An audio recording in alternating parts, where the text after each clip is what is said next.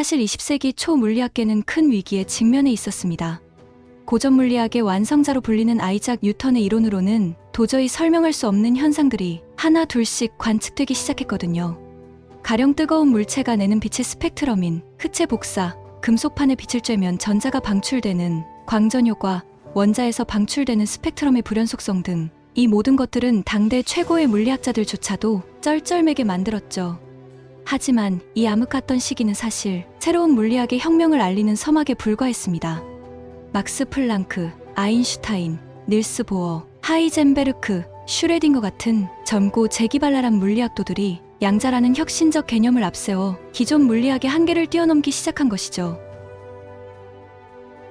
먼저 양자역학의 창시자로 불리는 막스 플랑크는 흑체 복사 문제를 연구하던 중 에너지가 불연속적인 값, 즉 양자의 형태로만 방출될 수 있다는 대담한 아이디어를 제안했습니다. 플랑크 상수의 등장이었죠. 이는 고전 물리학의 연속적 에너지 개념을 근본적으로 뒤집는 혁명적 발상이었지만 당시만 해도 학계에 큰 주목을 받지 못했습니다. 플랑크의 아이디어에 결정적 한 방을 날린 건 다름 아닌 아인슈타인이었죠. 그는 1905년 일명 기적의 해에 무려 4편의 논문을 발표하며 물리학계를 뒤흔들었습니다. 특히 광전효과에 대한 설명에서 빛 에너지 역시 광자라는 불연속적 입자의 형태로 전달된다고 가정했죠. 이로써 빛의 입자성과 파동성이라는 양자역학의 핵심 개념이 제시되었습니다. 한편 원자 내부 현상에 대해 고민하던 닐스 보어 역시 양자 개념을 도입해 원자 모형을 제안합니다. 전자가 특정한 에너지 준위에서만 원자핵 주위를 도는 정상 궤도를 그리며 그 사이의 전이 과정에서 빛을 방출한다는 것이죠. 이 보어의 원자 모형은 수소 원자 스펙트럼을 완벽하게 설명함으로써 큰 주목을 받았습니다. 양자 물리학의 혁명은 1920년대에 이르러 더욱 가속화됩니다. 프랑스의 젊은 물리학자 루이 드 브로이가 물질파 이론을 제기한 것이죠. 빛이 파동이면서 동시에 입자적 성질을 띠듯 전자를 비롯한 모든 물질 입자도 파동성을 지닐 것이라는 획기적 발상이었습니다. 이를 수학적으로 정립한 건 슈레딩거였습니다. 그는 물질의 파동 함수를 기술하는 슈레딩거 방정식을 도출해냈고 이는 양자 현상을 다루는 가장 기본적인 도구가 되었죠. 그런데 같은 시기 하이젠베르크는 측정값들의 비가환성에 주목한 행렬 역학을 발표하며 파동역학의 도전장을 내밉니다. 이 둘의 역학 체계를 둘러싼 치열한 논쟁 끝에 결국 슈레딩거의 파동 방정식이 양자 현상을 더 직관적으로 기술한다는 데 의견이 모아졌습니다. 하지만 파동 함수가 과연 물리적 실제를 나타내는 것인지에 대해서는 여전히 논란이 계속되었죠. 이 논쟁의 종지부를 찍은 건 막스 보른이었습니다. 그는 파동 함수의 절대값 제곱을 확률로 해석하는 혁신적 아이디어를 제시했죠. 이로써 양자역학은 확률적 해석이라는 철학적 토대를 얻게 되었고 보어를 중심으로 한 코펜하겐 해석이 정립되기에 이릅니다. 하지만 결정론을 신봉하던 아인슈타인으로서는 이런 확률적 해석을 좀처럼 받아들일 수 없었습니다. 신은 주사위 놀이를 하지 않는다는 그 유명한 문구가 이때 나왔죠.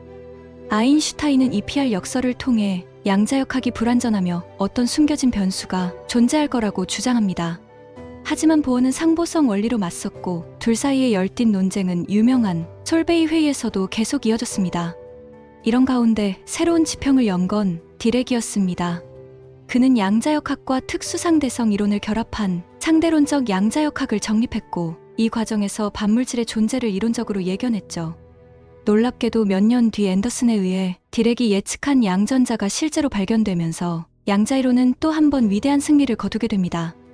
이후 리차드 파인만, 슈윙거, 토모나가 등에 의해 양자전기 역학, 즉 QED가 정립되며 양자장문의 시대가 열리게 되었습니다.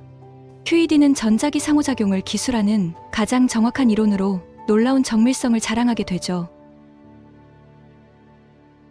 하지만 이 과정에서 무한대를 제거하기 위해 도입된 재규격화 문제는 이후 양자장문 연구의 큰 화두가 되기도 했습니다.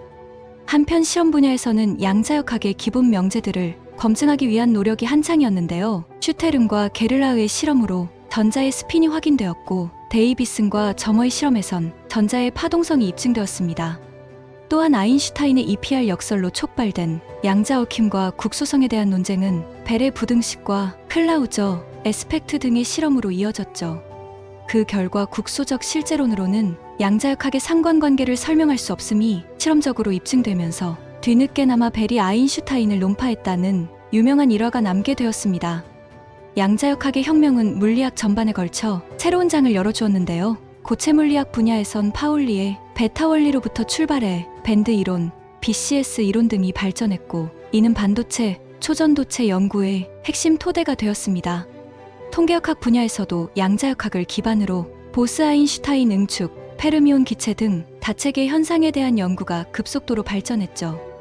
이처럼 양자역학은 미시세계를 넘어 우리 일상과 맞닿은 거시세계, 응용기술 분야에까지 광범위한 영향을 미치게 됩니다. 특히 1980년대에서 90년대에 이르러 양자역학은 정보기술 분야와 만나 제2의 전성기를 맞이하는데요. 양자정보과학이라는 새로운 패러다임이 열린 것입니다. 양자 중첩과 얽힘의 원리를 이용해 기존 컴퓨터로는 불가능했던 연산을 수행하는 양자 컴퓨터, 도청이 불가능한 양자 암호통신, 양자 기반 정밀 측정과 이미징 기술까지 파인만이 70년대에 제안했던 아이디어들이 이제 하나둘씩 실현되기 시작한 것이죠.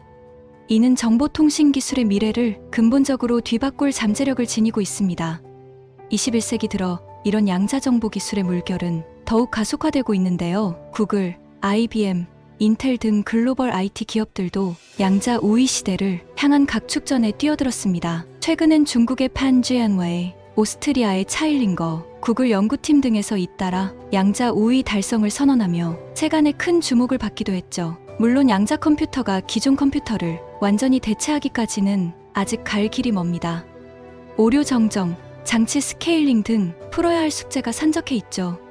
하지만 양자 정보 기술의 잠재력만은 누구도 부인할 수 없어 보입니다.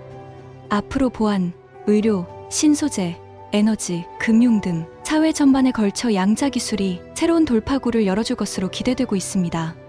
한편 양자역학 해석을 둘러싼 논쟁 또한 여전히 진행 중인데요. 다세계 해석, 숨은 변수 이론, 객관적 붕괴 모형 등 다양한 해석들이 경쟁하고 있습니다. 최근엔 여력학 제2법칙의 기원, 시간의 화살표 문제 등 양자 영역을 넘나드는 근본적 화두들도 활발히 논의되고 있죠. 이는 양자역학이 여전히 미완의 이론이며 앞으로도 끊임없이 진화해 나갈 것임을 말해줍니다. 지금 이 순간에도 세계 곳곳에서 새로운 양자 실험과 이론들이 쏟아지고 있을 것입니다. 초전도 양자 컴퓨터의 개발, 양자 인터넷의 구현, 양자 중력 이론의 완성 등 21세기 물리학의 미지의 영역을 개척해 나갈 양자과학도들의 도전은 계속되고 있습니다. 그런데 양자역학이 우리에게 가져다 준 건 단지 첨단 기술의 발전만은 아닙니다. 그것은 자연을 바라보는 우리의 세계관 자체를 근본적으로 바꿔놓았습니다. 불확정성, 비곡소성, 상보성, 고전 물리학의 결정론적 세계상을 완전히 뒤집어 엎은 양자역학의 혁명적 개념들은 인간과 자연에 대한 우리의 관점을 송두리째 흔들어 놓았죠. 미시세계의 신비로움과 역설로 점철된 양자의 세계는 눈에 보이는 현상 너머의 깊은 실제에 대해 질문을 던집니다. 우리가 관측하고 기술하는 자연 법칙이란 과연 무엇이며 그 이면에서 작동하는 근원적 원리는 무엇일까요? 물질과 정신, 대상과 주체, 객관과 주관을 가르는 경계는 어쩌면 우리의 언어적 습관이 만들어낸 허상에 불과한 걸까요? 양자 현상이 보여주는 이 경이로운 비고전주의적 자연관은 철학은 물론 형이상학과 인식론의 지평마저 뒤흔들어 놓고 있습니다. 나아가 최근 양자생물학 연구는 생명 현상에서도 양자효과가 작동하고 있음을 밝혀내고 있는데요. 광합성에서의 양자 결맞음, 조류의 자기장 감지 능력, 후각 수용체의 양자 터널링 등이 대표적 사례로 꼽힙니다. 이는 양자역학이 생명의 기원과 진화의 메커니즘, 그리고 인간 의식의 신비에 대해서도 새로운 통찰을 제공해줄 수 있음을 시사합니다. 20세기 초 소수 물리학자들의 지적 모험으로 시작된 양자혁명은 이제 우리 삶의 모든 영역에 스며들며 새로운 질문과 상상력을 자극하고 있습니다. 이는 자연을 응시하는 우리 인간 정신의 경이로운 도약이었고, 아직 그 가능성의 변경은 열려 있습니다. 마치 양자 상태의 중첩이 관측 행위를 통해 비로소 현실화되듯이 말이죠. 플랑크와 아인슈타인, 보어와 하이젠베르크, 그리고 오늘을 살아가는 수많은 양자과학도들, 자연의 경이로움에 매료되어 미지의 영역에 뛰어드는 그 순수한 호기심과 상상력이야말로 우리 인류 지성사를 떠받치는 원동력일 것입니다. 세상은 우리가 생각하는 것보다 훨씬 더 아름답고 신비롭다. 양자 세계는 우리에게 이렇게 속삭이는 것 같습니다. 우리의 고정관념을 깨부수고 편견에 갇히지 않는 유연하고 열린 사고, 세계를 그 자체로 받아들이는 겸허함과 경이로움. 아마도 그것이 양자역학이 우리에게 가르쳐주는 가장 근본적인 태도일 것입니다. 지금 이 순간에도 세계 곳곳에서 양자 세계와 씨름하며 자연의 비밀을 밝혀내려는 과학도들의 노력이 이어지고 있습니다. 우주의 기원과 미래, 의식과 실제, 시공간과 중력, 그들이 던지는 질문들 앞에서 우리는 경외감을 느낍니다. 우리가 발 딛고 사는 이 세계가 얼마나 신비롭고 경이로운지, 그리고 우리 인간 정신은 또 얼마나 위대한 모험을 계속해 나가는지를 다시금 떠올리게 됩니다.